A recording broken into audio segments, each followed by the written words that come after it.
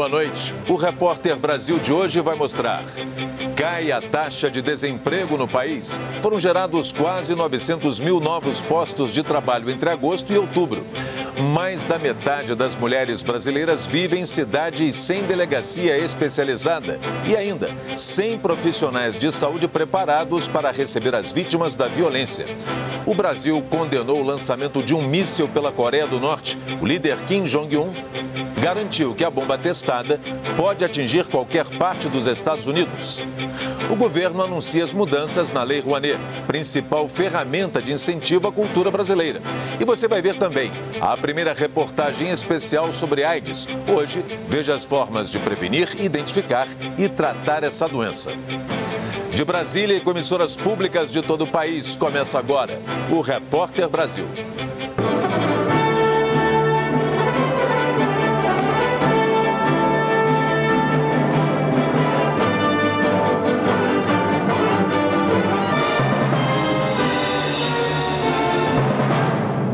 O desemprego no país recuou entre os meses de agosto e outubro em relação ao trimestre anterior. Mas a maior parte das novas ocupações vem do mercado informal, onde não há registro na carteira de trabalho. Bruno perdeu o emprego e há 1 ano e meio trabalha informalmente. Ele é uma das milhares de pessoas que não conseguiram retornar ao mercado de trabalho. Eu pretendo abrir um hotel para cachorro, ou aqui no Rio ou no Sul, da onde a família da minha esposa entendeu? Para poder, de repente, empreender nessa área. CLT eu também gostaria de voltar mais para a minha área, mas eu tenho que esperar um pouquinho o mercado dar uma aquecida, né? Segundo o IBGE, a taxa de desemprego no trimestre entre agosto e outubro deste ano ficou em 12,2%. Isso representa 12 milhões e 700 mil brasileiros sem trabalho. Esse dado indica uma queda de 0,6 pontos percentuais em relação ao trimestre terminado em julho. Na comparação com o mesmo período do ano passado, houve alta de 0,4%. O número de pessoas ocupadas cresceu 1%, mas a quantidade de trabalhadores por conta própria aumentou 1,4%. Os registros em carteira de trabalho ficaram estáveis. Grande parte dos resultados desse último trimestre giraram em torno da informalidade, alguma coisa da contratação do setor público e pouca coisa do setor privado. No próximo período, a gente vai ter a sazonalidade dos empregos temporários, mas essa indicação da informalidade indica que há uma recuperação e o momento seguinte é você voltar à geração de empregos com carteira assinada. A Justiça do Trabalho decidiu que o governo de São Paulo vai ter de pagar mais de 2 bilhões de reais em dívidas trabalhistas de ex-funcionários da VASP. O Estado era sócio minoritário da companhia aérea, que faliu há 12 anos. Marcos trabalhou por 20 anos na VASP. Hoje é vice-presidente da Associação de Ex-Empregados da Companhia Aérea. A empresa chegou a ser uma das maiores do setor no Brasil, mas faliu em 2008.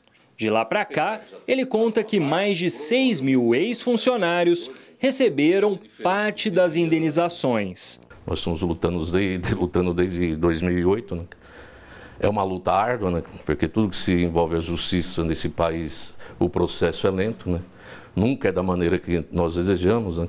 Hoje já se receberam aí, tanto na vara de falência quanto na vara do trabalho, em torno de 500 milhões aí mais ou menos. A VASP foi criada em 1933. 2 anos depois, passou a ser controlada pelo governo de São Paulo.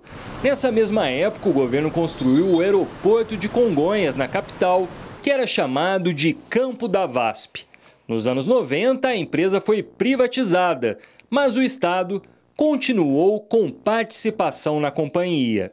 9 anos depois de decretada a falência da VASP, a Justiça do Trabalho considerou que o governo do Estado de São Paulo era sócio da empresa. Por isso, também deve pagar a dívida da companhia aérea. Este advogado representa cerca de 120 ex-funcionários da VASP. Ele afirma que a companhia aérea deve atualmente mais de 2 bilhões de reais. Se a decisão da primeira instância for mantida, irá resolver um problema de décadas da falta de pagamento dos créditos trabalhistas, onde todos os trabalhadores foram demitidos em 2004 e 2005 sem o pagamento das verbas rescisórias e sem o recolhimento do fundo de garantia desde outubro de 98. O governo de São Paulo pode recorrer da decisão na Justiça do Trabalho. Sites de comércio eletrônico vão ser obrigados a divulgar de forma mais clara os preços de produtos e serviços que oferecem. As novas regras fazem parte de projeto de lei aprovado pelo Congresso. Agora, só falta a sanção ou não do presidente da República. Fim de ano se aproxima e a lista de compras pode ser grande. Uma opção é comprar pela internet. Só que a praticidade desse canal de consumo pode esconder uma armadilha. Questão de parcelamento aí que às vezes pode enganar alguém, né? Porque se tiver valor parcial, não é o valor, não é o valor real de compra. Aí a pessoa vai achar que aquele valor, vai ficar tentada a comprar, mas vai estar ainda, digamos assim, adquirindo sem seu valor total.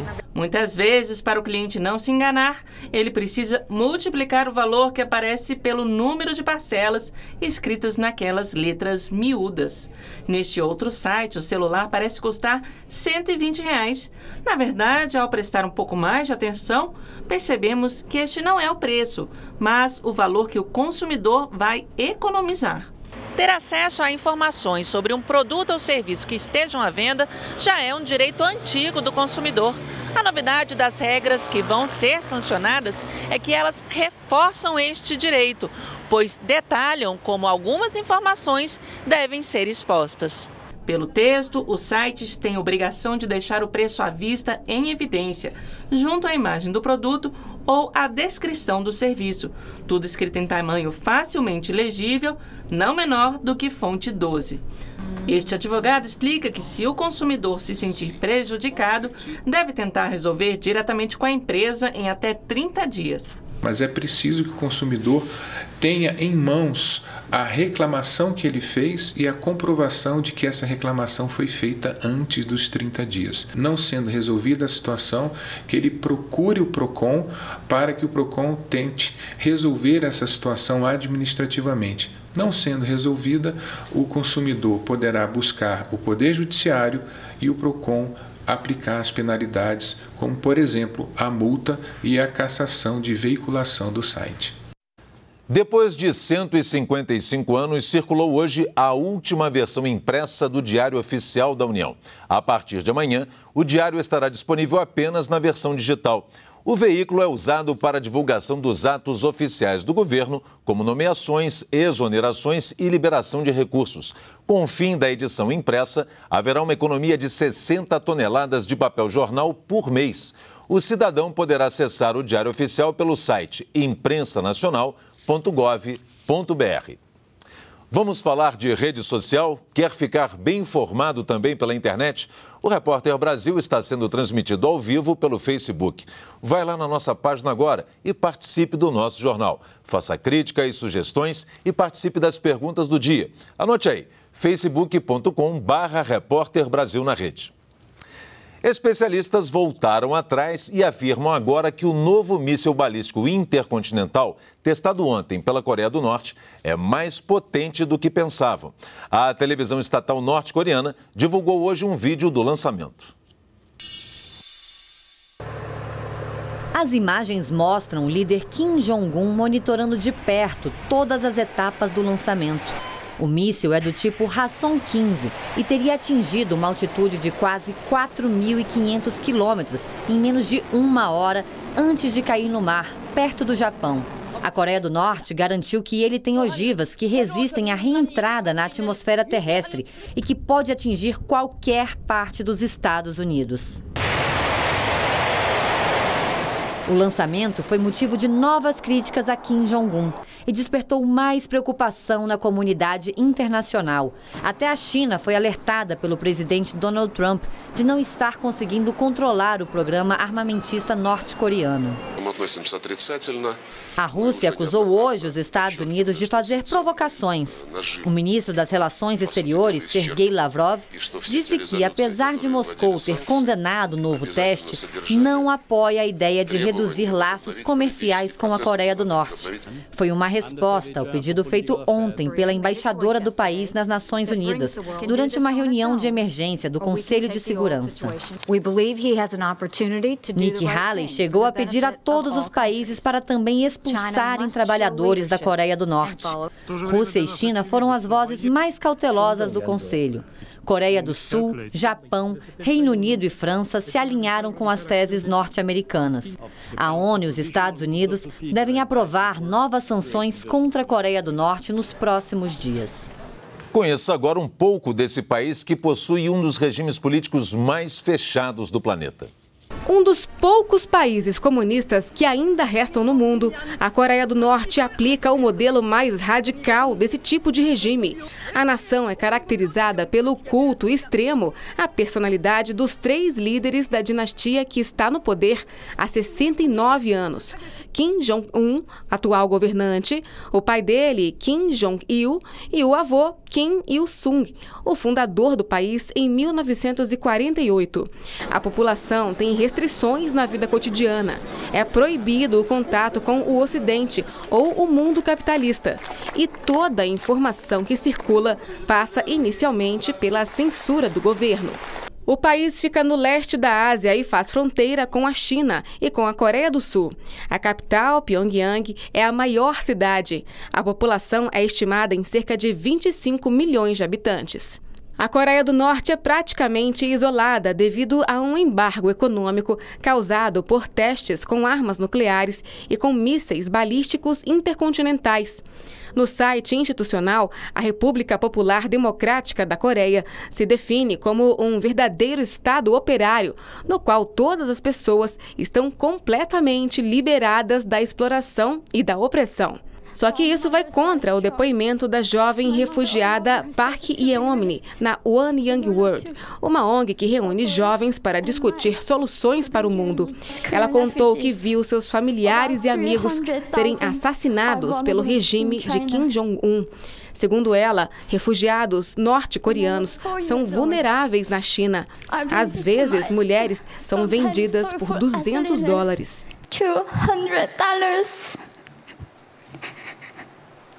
Segundo o último relatório anual da organização Anistia Internacional, os cidadãos da Coreia do Norte continuam a sofrer violações dos direitos humanos, que incluem restrições à liberdade de expressão. O documento também afirma que o número de norte-coreanos que fogem do país aumentou 11% a partir de 2015. A primeira-ministra do Reino Unido, Theresa May, comentou hoje os compartilhamentos no Twitter pelo presidente dos Estados Unidos, Donald Trump. Trump retuitou vídeos violentos de um grupo nacionalista britânico contra muçulmanos. A correspondente Paula Diorte tem os detalhes. Durante um discurso na capital da Jordânia, Theresa May disse que o presidente norte-americano errou ao compartilhar o vídeo do grupo de extrema-direita Britain First. From Britain First was the wrong thing to do. Segundo ela, o grupo dissemina o ódio e a divisão. Ontem, depois dos compartilhamentos, Trump voltou a usar o Twitter para mandar um recado para a primeira-ministra. Ele disse que ela não deve focar nele, e sim no terrorismo islâmico radical que está tomando o Reino Unido. Hoje, Theresa May fez questão de destacar que, apesar de norte-americanos e britânicos trabalharem juntos em muitas frentes, o Reino Unido não tem medo de dizer quando os Estados Unidos estão errados. O último tweet de Trump foi uma resposta a uma declaração de ontem do governo britânico que condenava as publicações na rede social e dizia que o povo do Reino Unido rejeita a retórica preconceituosa da extrema-direita. Ainda de acordo com a declaração, os vídeos são a antítese dos valores que o país representa: decência, tolerância e respeito. Mais da metade das mulheres brasileiras vive em cidades onde não há delegacias especializadas. E a gente quer saber, você se sente segura na sua cidade? Não, não tem. A gente sempre tenta, assim, a gente sempre evita andar sozinha, esse tipo de coisa, porque sabe que, assim, é perigoso. Hoje em dia, eu não posso te falar que eu saio de casa. Se eu sair, é rapidinho aqui no shopping, voltar para casa e pronto.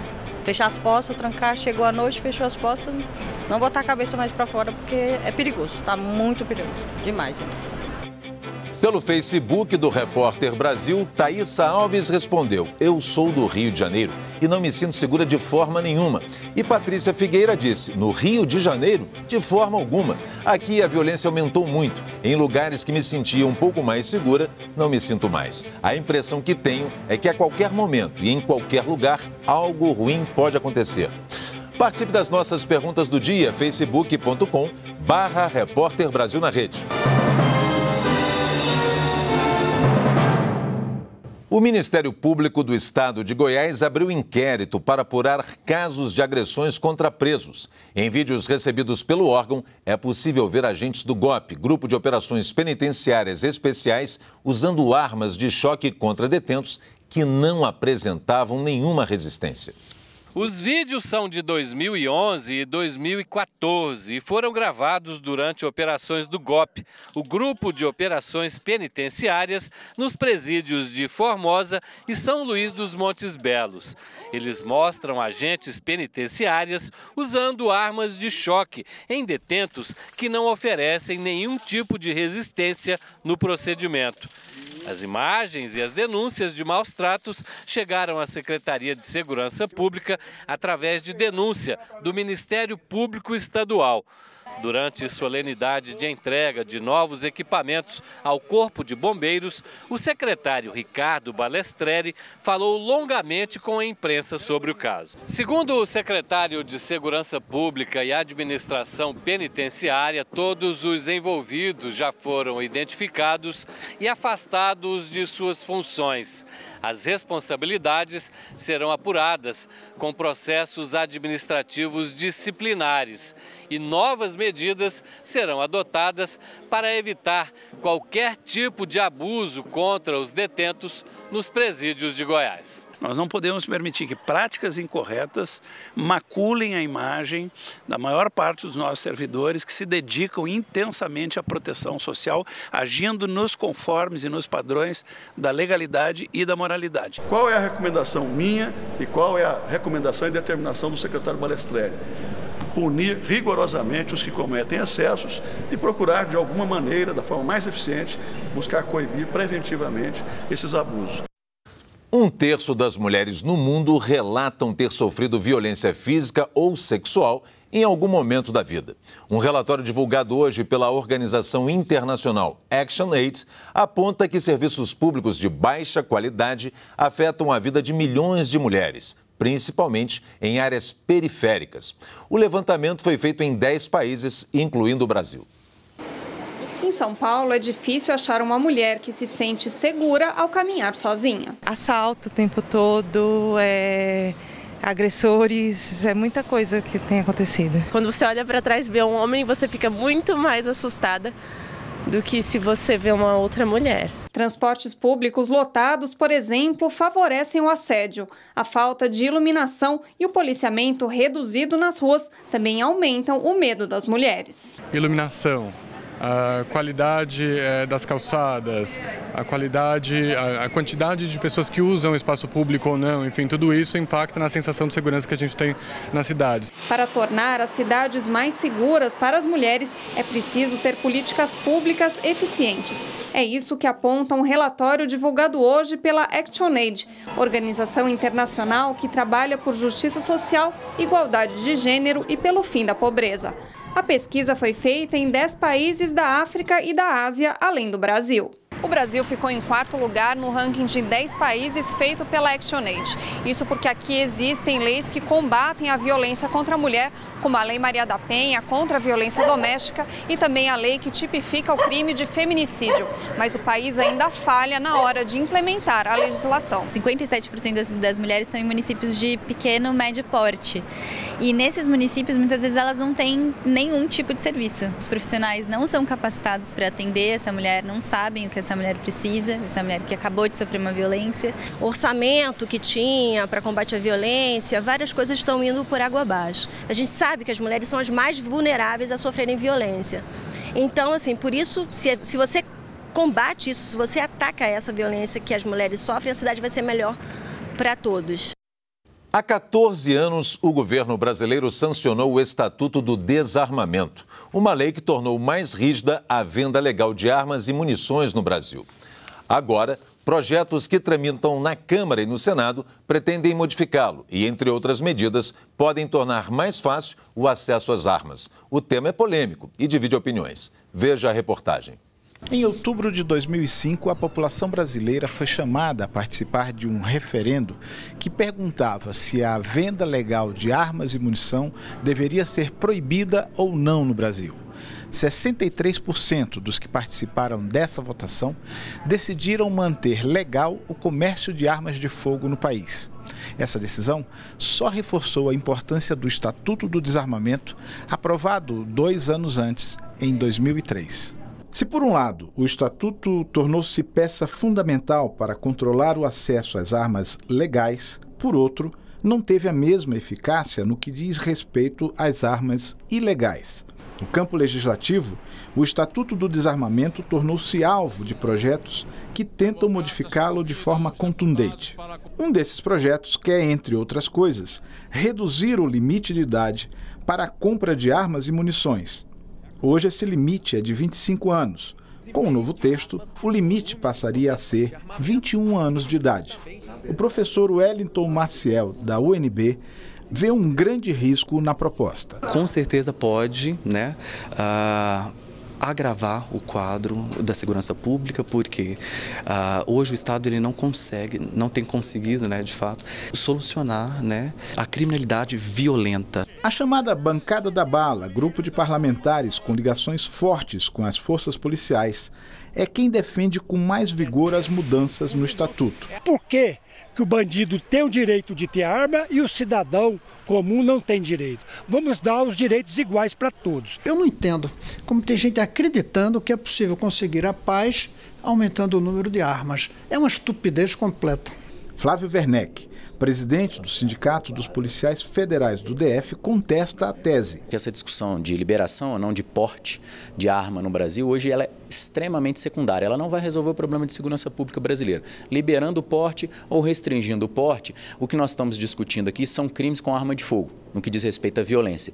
E os crimes com arma de fogo no Brasil, de 90% a 95% dos crimes com arma de fogo no nosso país, são cometidos com arma de fogo ilegais / irregulares. O pensamento dos dois especialistas, embora diferente em alguns aspectos, converge para o mesmo rumo, quando a questão é a expectativa sobre o resultado dessas mudanças que tramitam no Congresso. Caso isso passe, com certeza vai ser um passo rumo a uma democracia armada, se é que a gente pode chamar dessa forma. Essa diminuição ou aumento da violência com a liberação do porte, a gente vê como um risco.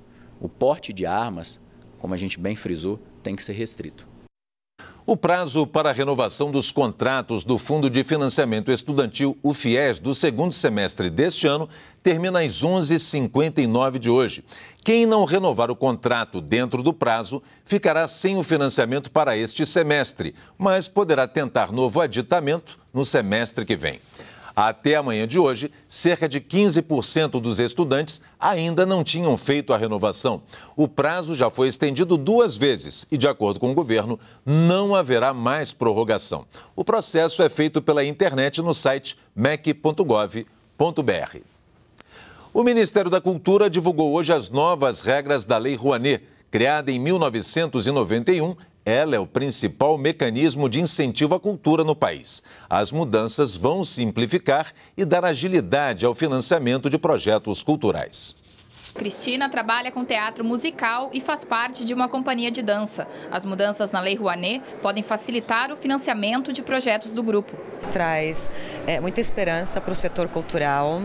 De fato, nós vimos luz no final do túnel. A Lei Rouanet permite que empresas e pessoas físicas patrocinem projetos culturais em troca da isenção de impostos. Em 26 anos, mais de 50 mil projetos receberam 16 bilhões de reais.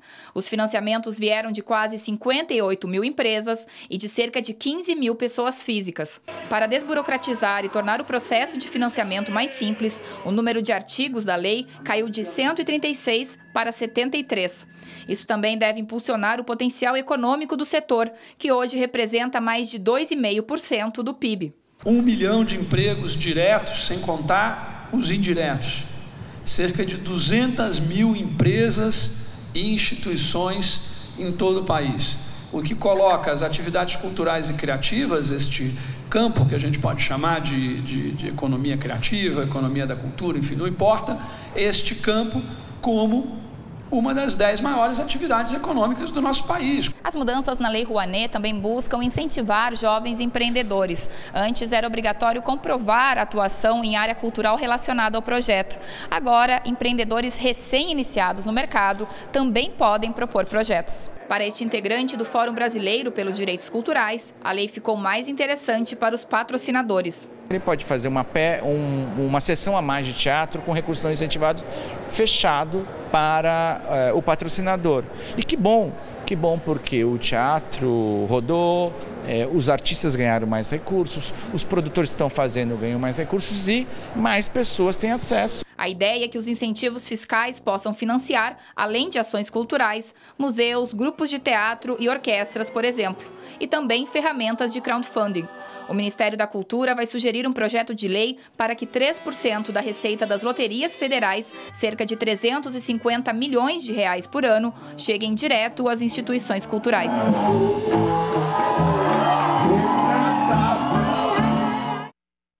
Como vimos, faltam políticas públicas mais eficientes para proteger a população feminina. E a gente quer saber, você se sente segura na sua cidade? De jeito nenhum. Por quê? Tá tendo muita violência, né? Muito assalto. Aí a gente tem medo até de sair de casa. Não, eu não me sinto segura. Eu acho que a segurança é um dos casos mais carentes que tem pra cá, entendeu? Por causa que eu não saio na rua de jeito nenhum de noite. Vindo pra cá eu já tenho medo, tanto que eu ando com o celular bem guardado, assim, às vezes eu venho pra cá com o celular na bolsa, mesmo assim de dia, porque eu já vi vários casos por aqui mesmo. E eu tenho muito medo de sair à noite. Estamos ao vivo no Facebook e Vera Passos, de Salvador, acompanha. Ela respondeu que a cidade de Salvador era tranquila, mas agora a situação tem mudado. E no Twitter do Repórter Brasil fizemos uma enquete. 78% responderam que não se sentem seguras e 22% afirmaram se sentirem seguras na cidade em que moram. Participe também das nossas perguntas do dia, twitter.com/Repórter Brasil. Estamos na semana do Dia Mundial de Combate à AIDS. Hoje o Repórter Brasil apresenta a primeira reportagem especial sobre o tema. A repórter Karina Dourado, em parceria com a TV Bahia, conta pra gente as formas de prevenção, identificação e como tratar essa doença. Ao contrário do que se falava no início da epidemia da AIDS, hoje já não se usa o termo grupos de risco. Qualquer pessoa que tem um comportamento de risco pode se expor ao vírus. A exposição de risco é o sexo desprotegido. Sexo desprotegido.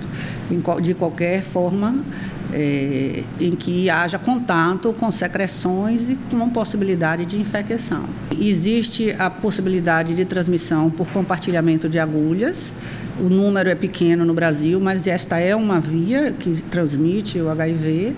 E a outra via é a transmissão vertical, que o Brasil teve uma redução, mas que nós precisamos melhorar o nosso desempenho. E apesar da evolução no tratamento e prevenção, a AIDS continua sendo uma doença sem cura.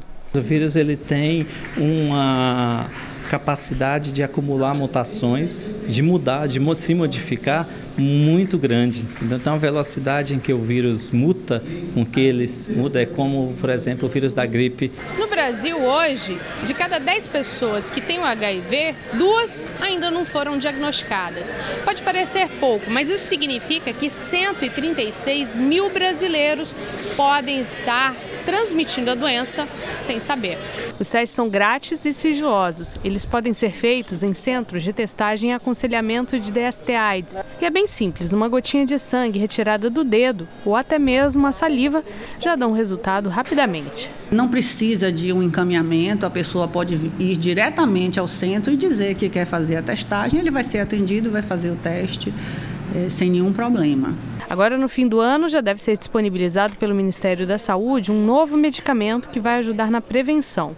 Segundo Maria Aparecida Rodrigues, da Coordenação de IST/AIDS da Bahia, o PrEP é um antirretroviral que pessoas em risco vão poder tomar para não serem infectadas. Nos estudos foi demonstrada uma redução de 95%, considerando que as pessoas que não aderiram adequadamente foram as pessoas que tiveram algum grau de infecção, tá? Então, assim, se tiver uma boa adesão, nós poderemos chegar a 99% ou até 100%.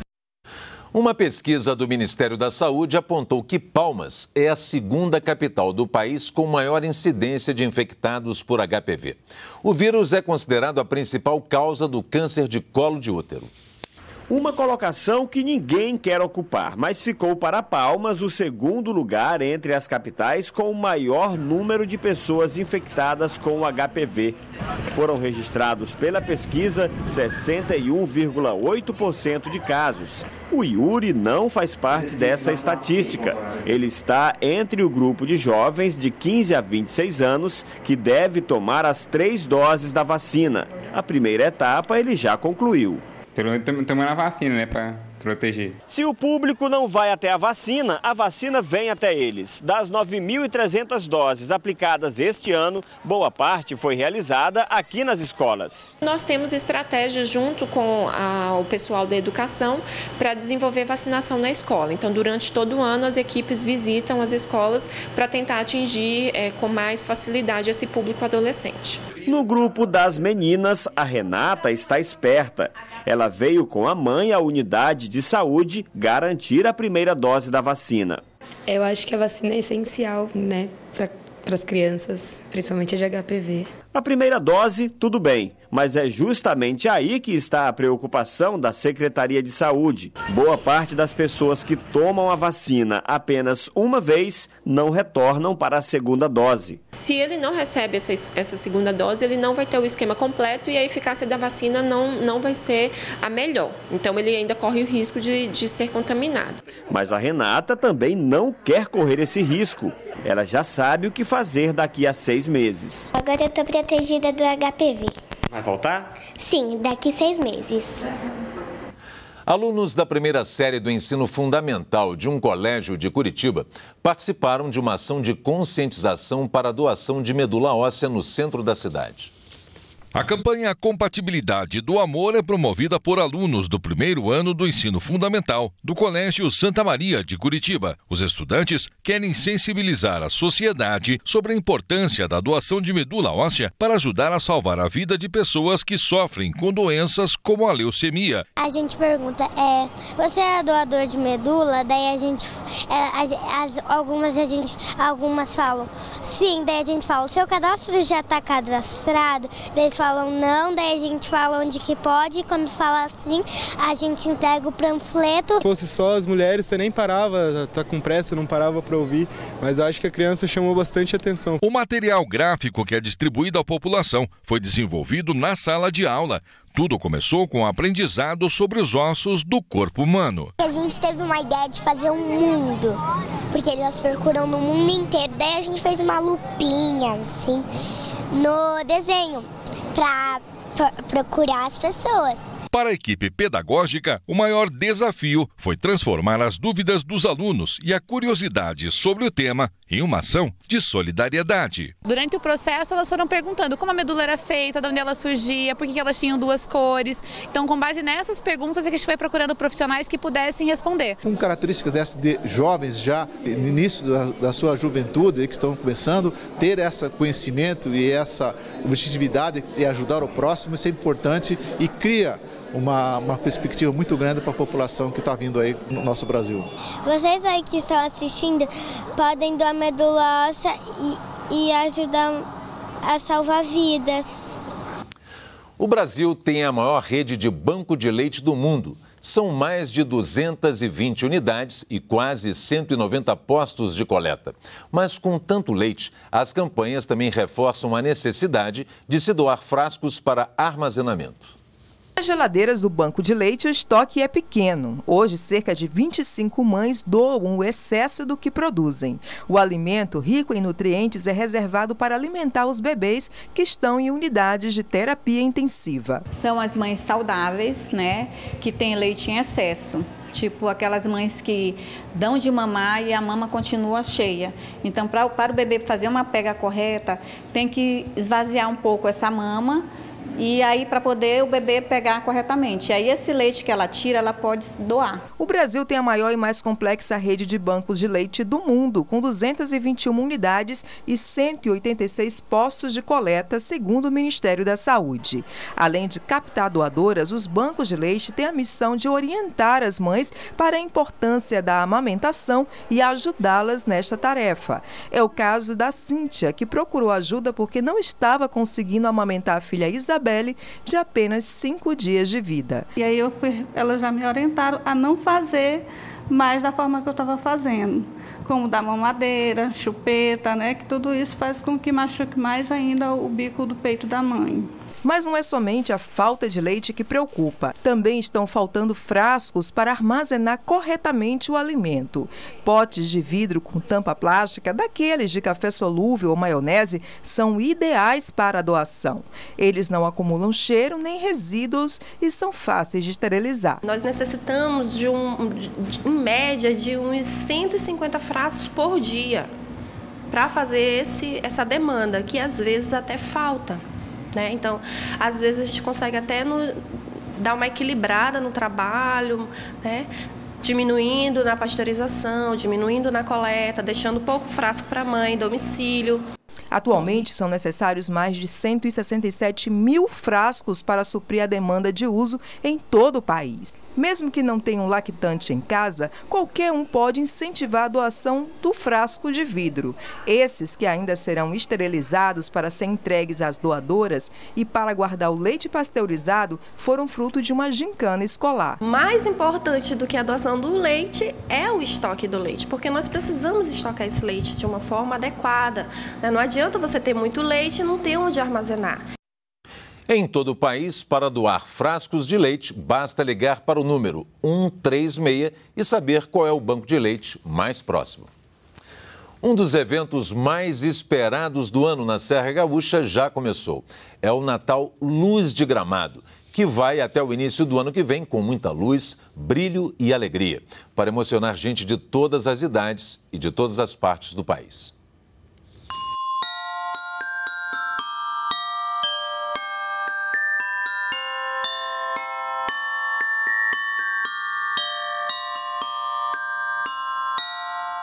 O clima de Natal está nas ruas, nas lojas, no sentimento das pessoas. De sonho realizado, sabe? Quando você consegue realizar um sonho da sua vida, de ver um lugar tão bonito, tão bem planejado, é isso. Em 20 dias, mais de 200 mil pessoas visitaram Gramado. Este ano, o Natal Luz começou no dia 26 de outubro e vai até 14 de janeiro do ano que vem. A expectativa é de que mais de 2,5 milhões de turistas assistam aos espetáculos. E elas se permitem tudo aqui em Gramado. Elas voltam a acreditar realmente na magia do Natal.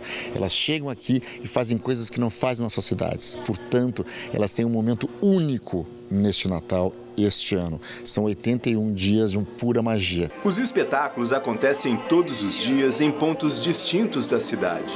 A poucas quadras do centro, um desfile de Natal rouba a cena. Carros alegóricos, temáticos, ganham a pista e contagiam o público. O ponto alto se dá com a chegada do Papai Noel num grande trenó acompanhado de uma nevasca artificial. O que acharam da neve? Maravilhoso.